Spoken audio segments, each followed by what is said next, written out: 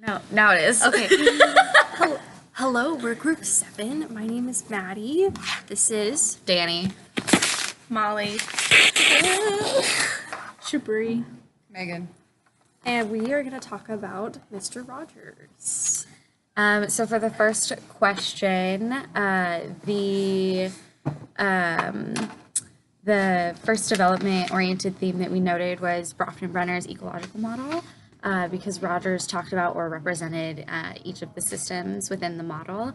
So for the microsystem, Rogers discussed things that would happen in children's homes, like divorce and smaller things like that. And he kind of broke it down for children in a way that they could understand.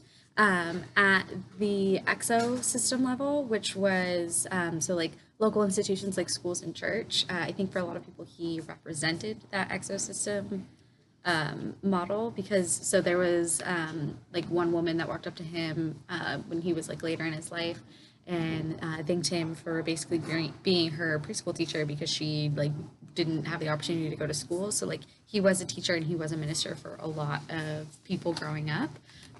So he is basically like the exosystem for a lot of these children. And then at the macrosystem level, he discussed huge political events that were happening.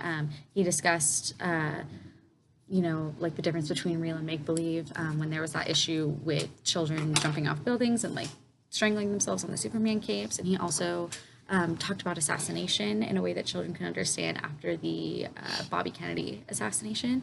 So he kind of covered like all of these areas and he intertwined them in a way that was easy for children to understand, and that it like included them in the learning process. So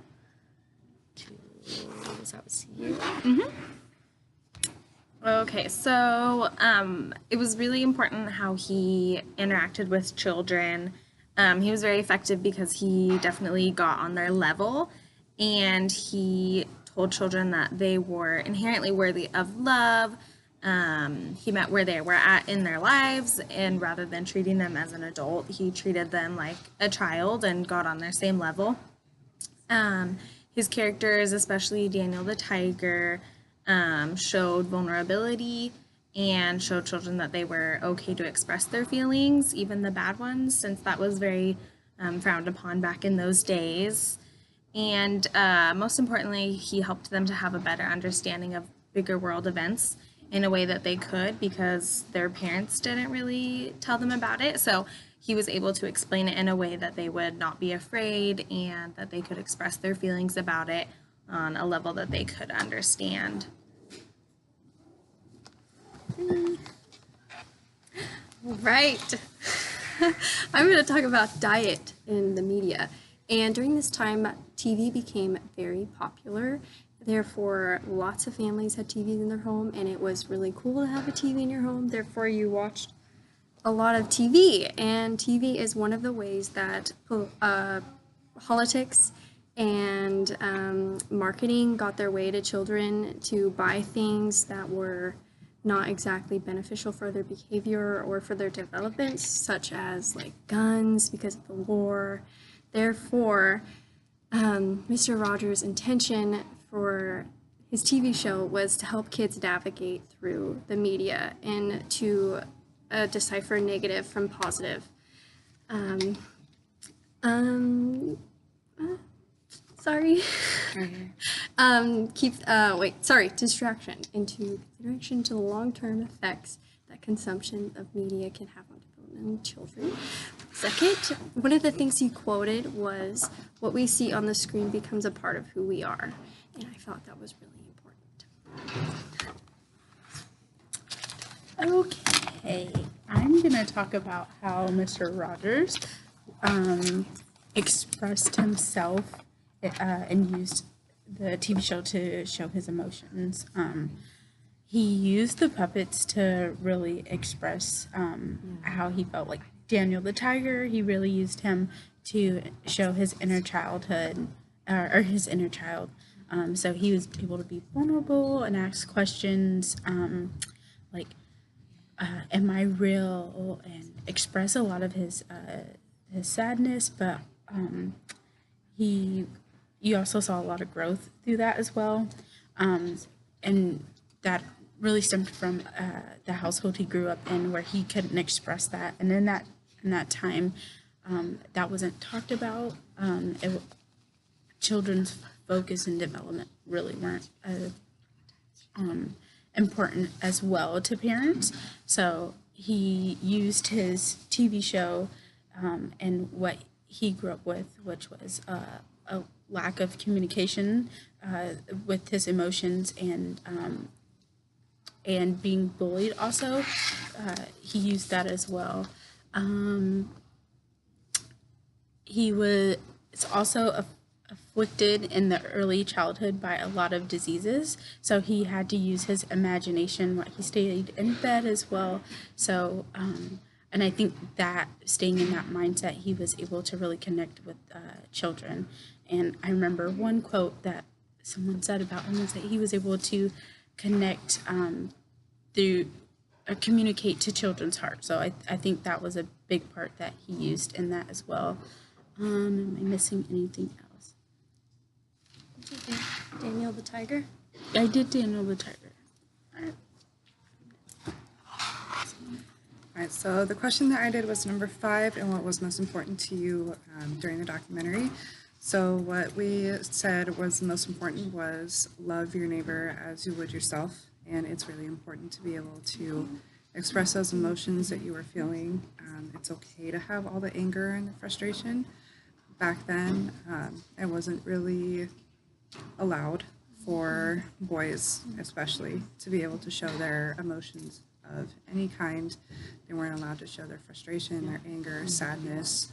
They couldn't talk about it, really. They were supposed to be the man of the house, and they were supposed to be the strong foot for their families. Fred was one of the only people in a lot of children's lives who was trying to break the cycle of all the emotional repression and all of the, so to speak, hate and the war kind of that were going on. He didn't want there to be any wars between each other. He kept sending messages of peace, saying that it's okay to show those emotions, but you have to show them in a healthy way. You need to talk about them. You need to communicate. You need to see how problems can be fixed. And it was more of the point where he could send those messages of peace to the kids so that they were able to kind of figure out more problems within themselves too in their peer group. And for the kids that were at home, if they had siblings, they were able to talk it out a little bit better with their siblings. That way they could avoid the conflict in the house as well.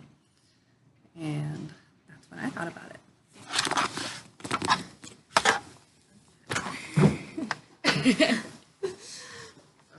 I'll go first. So one thing that really was kind of impactful and really important that I got from the documentary was that Fred was really he's the only person fighting for these kids to be able to for self-love, for peace, and for emotional support and expressing that emotion. And I thought that was very important. He was the only one fighting to get that $20 million funding so that way the show can continue.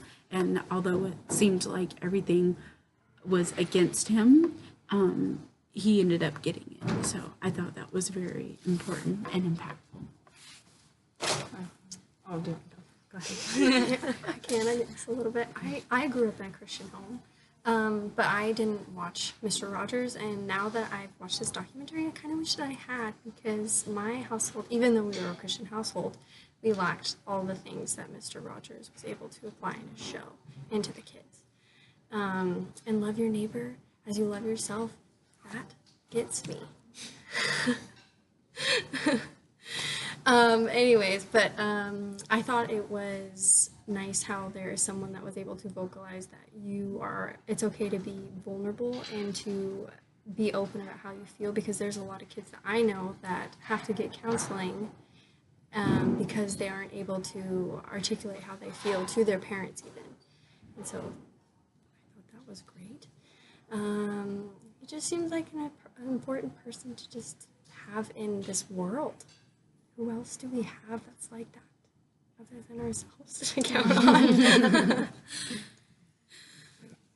Yeah. Yeah, so I mean, I think I'm gonna kind of repeat a little bit of what the other people have said already. But the most impactful thing for me was just that it was okay to like love yourself, and that his whole message of you're inherently lovable. You don't have to do or achieve anything to be deserving of love. I think that's a really important message, and I don't think that in today's TV that there is somebody out there who spreads that message to children the way Mr. Rogers did. I mean, like, I wasn't told that growing up, and she was saying she knows people that have to go to counseling because they can't express their emotions. Me.